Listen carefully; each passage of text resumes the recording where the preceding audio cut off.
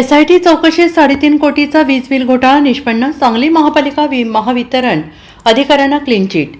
सांगली महापालिकेच्या धनादेशातून खासगी ग्राहकांची वीज बिले भरून कोट्यवधी रुपयांचा गंडा घातल्याचा प्रकार उघडकीस आलेला आहे.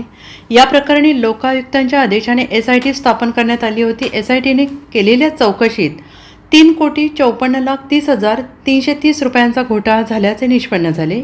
याबाबतचा अहवाल लोकायुक्तांना सादर करण्यात आलेला आहे. दरम्यान या प्रकरणात महापालिका आणि महावितरणच्या अधिकारी आणि कर्मचाऱ्यांना क्लीन चिट देण्यात आलेली आहे.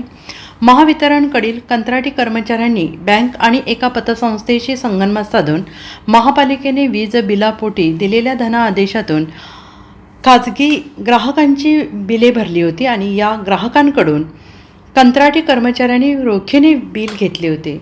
हा घोटाळा उघडकीस आल्यानंतर महापालिकेत खळबळ उडाली आहे.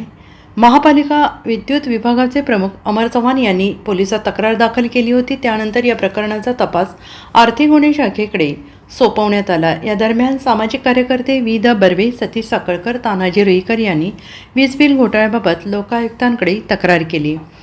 लोकायुक्तांनी घोटाळ्याच्या चौकशीसाठी एसआयटी नियुक्त करण्याचे आदेश दिले. त्यानुसार पोलीस निरीक्षक अरुण सुगावकर, महापालिकेचे मुख्य लेखापरीक्षक शिरीष धनवे, चार्टर्ड अकाउंटंट निलेश पाटील यांची 3 सदस्यीय चौकशी समिती नियुक्त करण्यात आली.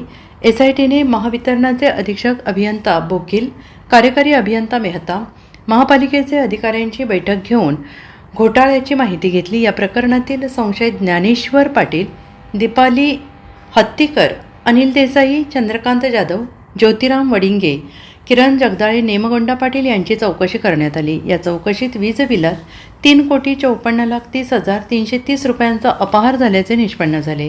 तसा अहवाल एसआयटीने लोकायुक्तांकडे सादर केलेला आहे. या अहवालात महावितरण आणि महापालिका अधिकाऱ्यांना मात्र क्लीन चिट देण्यात आलेली आहे.